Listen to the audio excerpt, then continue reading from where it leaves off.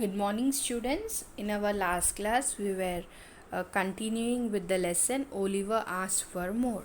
So, in that part, we have seen that one of the housemate of that orphanage, one of the boy, he was very hungry and he was expecting another basin full of gruel every day. So, otherwise, he might have eat the boy who was sleeping next to him. So seeing the condition of that boy, everyone means those children has had laid a council and decided that one has to go and ask a beadle that they want another bowl, means they want more gruel. So that turn has come to Oliver, and everyone has decided that Oliver has to go and ask that they want more. So we'll be continuing the lesson. If you see in your textbook,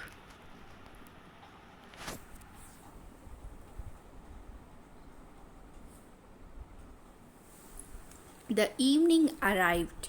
The boys took their places. The master, in his cook's uniform, stationed himself at the copper. His assistants granted themselves behind him. The gruel was served out. The gruel disappeared. The boys whispered to each other and winked at Oliver,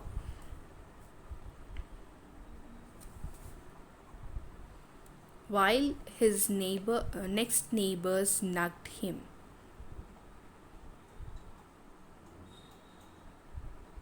Child as he was desperate with hunger and reckless with misery.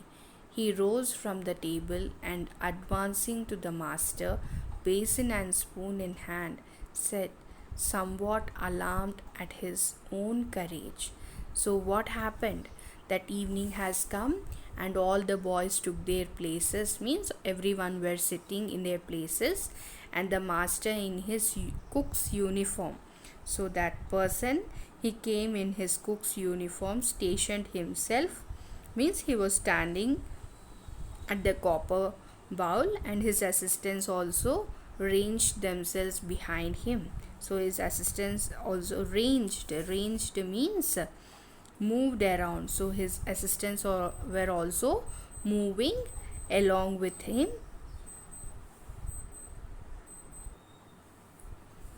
and the gruel was served. So the food was served to the boys and the gruel disappeared. So means the gruel was complete over and the boys were whispering. So they whispered to each other and winked at Oliver. So everyone was means like they are talking which is not clearly heard.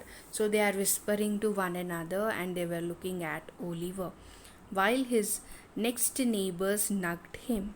Nudged means pushed him. So one of the boy who was sitting beside Oliver, he was pushing Oliver to go and ask. So the child as he was desperate. Desperate means worried or distressed.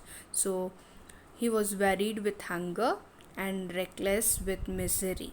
And what did he do? He rose up from the table, means he got up from the table and advancing to the master. Advancing means moving or walking forward. So he was moving towards the master, basin and spoon, with how he was moving with basin and spoon in his hand. And what did he said? Somewhat alarmed at his own courage, please sir, I want some more. So he went near that person and he was asking him that, please sir, I want some more.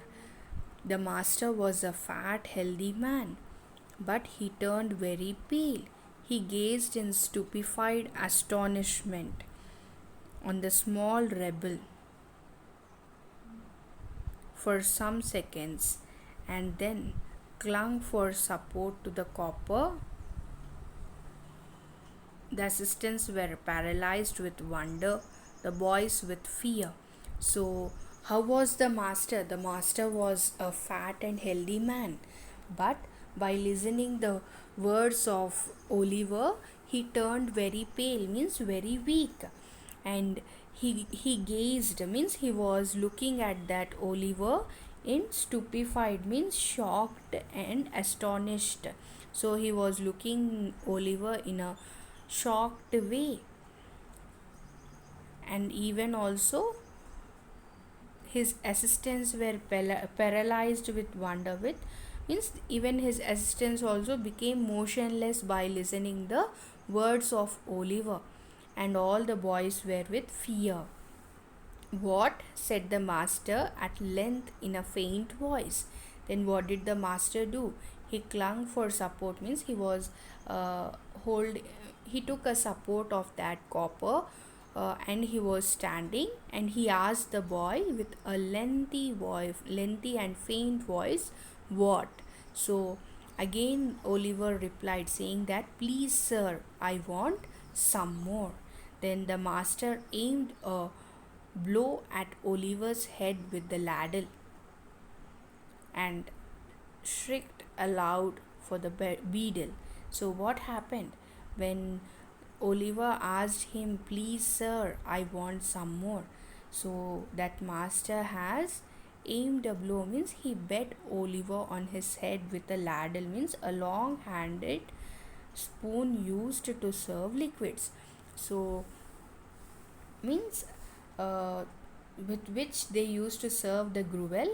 With that spoon he has bet Oliver on his head, and he shrugged for he shrugged aloud for the beadle. The board was sitting in solemn meeting when Mr. Bumble rushed into the room in great excitement, and addressing the gentleman in the high chair, said, "Mr. Limpkins, I beg your pardon, sir. Oliver Twist has asked for more." So when this Oliver has asked for more, so at that time the board was sitting in solemn meeting, and at that time Mr. Bumble has rushed into that room in great excitement and addressed the gentleman in the high chair, means he went inside that room when the solemn meeting was going, and he addressed, means he said to that gentleman that, "Mr. Limpkins, I beg your pardon," means "Forgive me for disturbing your meeting, sir, but Oliver Twist has asked for more." There was a general start. Horror was depicted on every countenance. Countenance means a person's face or facial expression.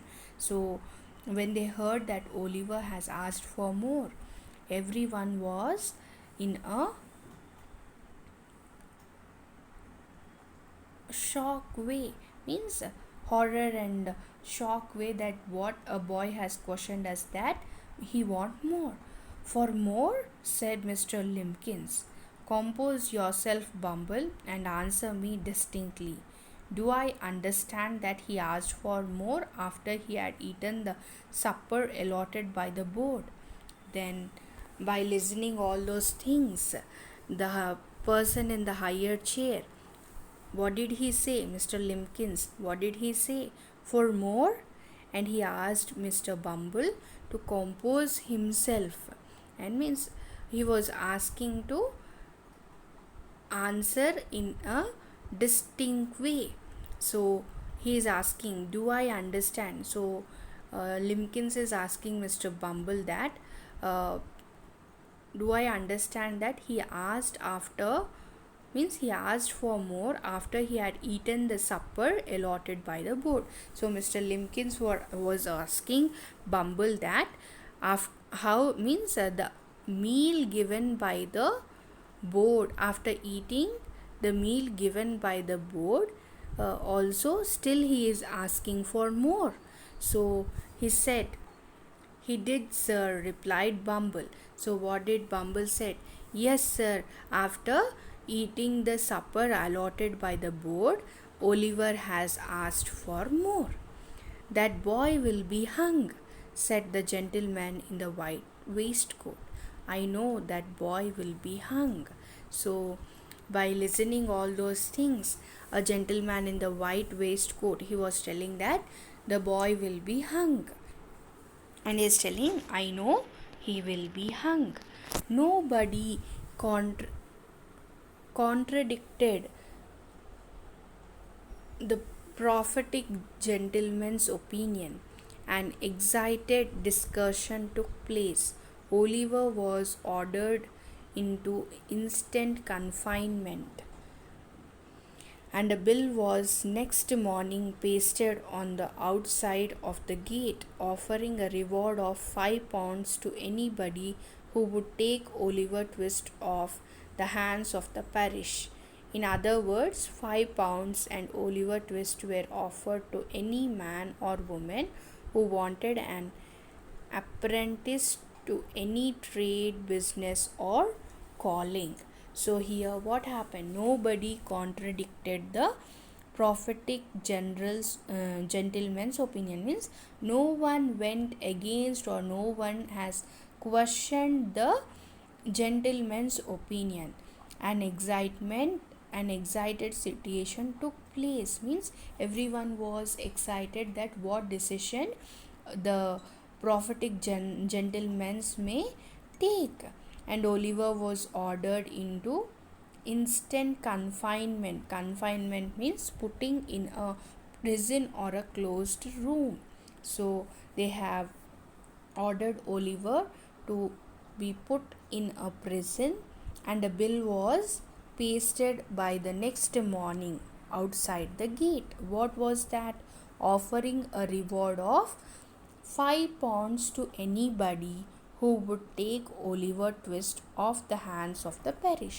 Means they have pasted a bill that anyone who take Oliver from the hands of parish, they will be given £5 along with the Oliver.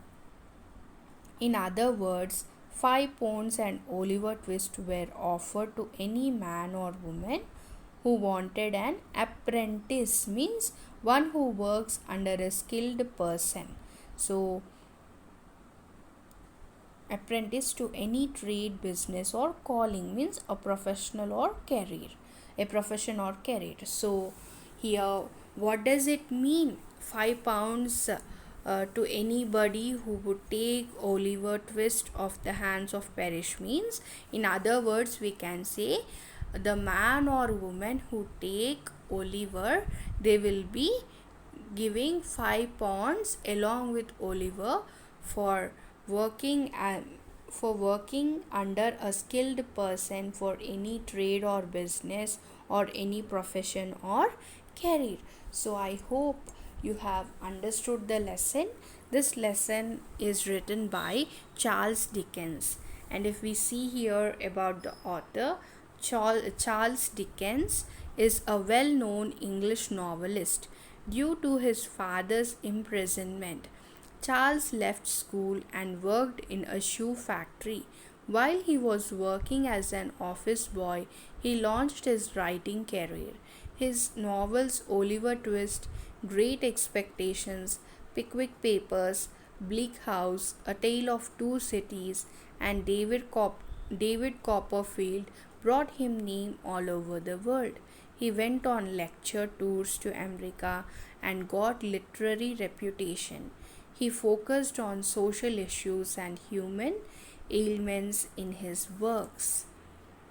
There are some hard words: stationed, winked, nugged, desperate, stupefied, astonishment, countenancy, distinctly, contradicted, prophetic, confinement, apprentice. So your home assignment is write hard words in your notebooks. So students, I have given you hard words. I want you to write them neatly in your notes without any spelling mistakes, and I want you to send me in time. We'll be continuing the remaining part of the lesson in our next session. Thank you. Have a good day.